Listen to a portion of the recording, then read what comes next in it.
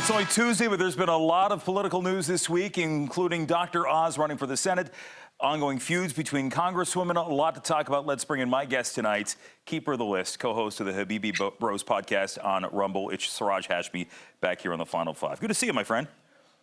Good to see you too, Jim. When the Dr. Oz news came down today, and when I think of things like this happening in the world of politics, you're my first call because I want to get your take on this.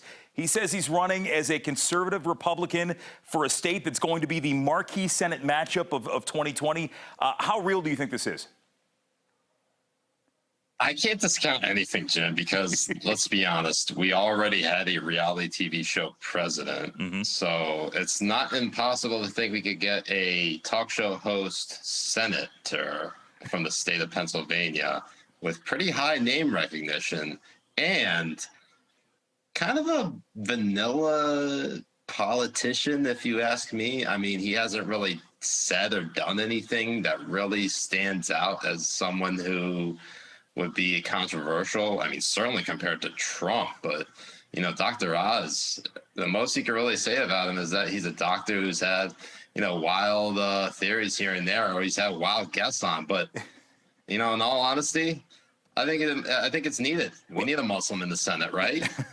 Well, that's it. He would be the first Muslim in the Senate if he were to be elected. I'm interested to see how that's going to play out in the Pennsylvania race because, you know, look, the Trump name will go very far. He did endorse somebody. It was Sean Parnell. He was a former congressional candidate. He dropped out of the race last week because there were some allegations that he lost the custody of his kids. That didn't go well. So, but you're absolutely right. In Pennsylvania, when you look at that state, when you look at somebody like Dr. Oz, who, you know, unlike former President Trump, who was, you know, a mad tweeter, tweeted a lot, had a lot of vivid opinions, we have not heard that from the Oz camp.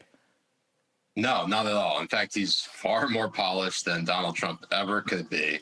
And honestly, I think the fact that most people don't know that Dr. Oz is Muslim is actually benefit to him. And I hate to say that almost over 20 years after 9/11, but imagine a Democratic candidate trying to campaign and trying to make Dr. Oz's Islamic faith a bad thing. I mean, yeah. Can you imagine how horribly that would go over? I want to point out, too, that's not why I thought of you when Dr. Oz announced it. That's not why you were the first call I made. I just want to... Wait, really?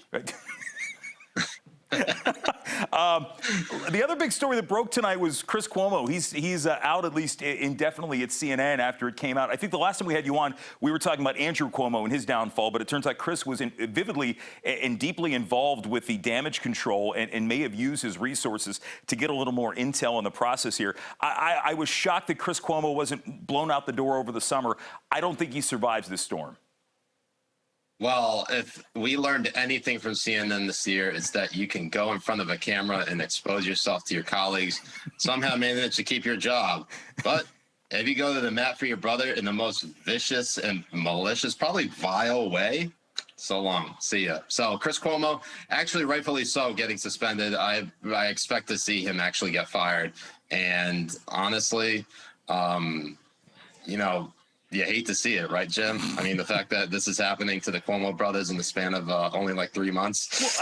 Well, look, I hate to see it. I know a lot of people at CNN. I know like good journalists who work at CNN. Not talking about the host side, yeah. Because I know good journalists at all of the networks out there. I think this discredits them as well because how you have to stand there with a straight face and do your job while all of this distraction is going on. It discredits the whole operation. Yeah, and it's unfortunate because obviously the face is tied to the brand, and Chris Cuomo has been with CNN for almost 10 years, at least since he was covering Sandy Hook for ABC News. Right.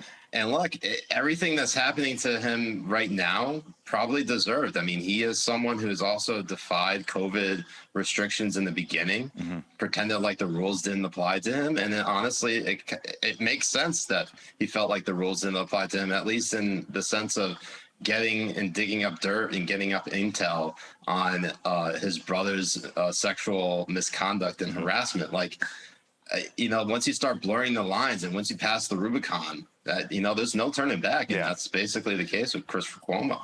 Last things here. There's this ongoing dispute we're seeing right now, and another person that we've discussed on the show has been Congressman Ilhan Omar. You have Congressman Lauren Boebert. A war of words between the two. You had Lauren Boebert, who made a joke about Omar, to paraphrase it, being a suicide bomber, not having a backpack. We also know that Ilhan Omar has made comments before that are clearly anti-Semitic. She talked about involvement in AIPAC being all about the Benjamins. She said that Israel and the U.S. equated them with terrorism. You got two people here who have said terrible things in different ways, shapes, or form. I mean, this is not one of those disputes where there's a good side and a bad side. They both have said terrible things. The difference is, I don't see many people within the GOP standing up and saying, "Hey, this is anti-Muslim sentiment. You can't do that." What is that line from Godzilla, Ken Watanabe? It's what, let them fight. I mean, that's kind of that's kind of how most Americans feel about this particular feud. No one cares.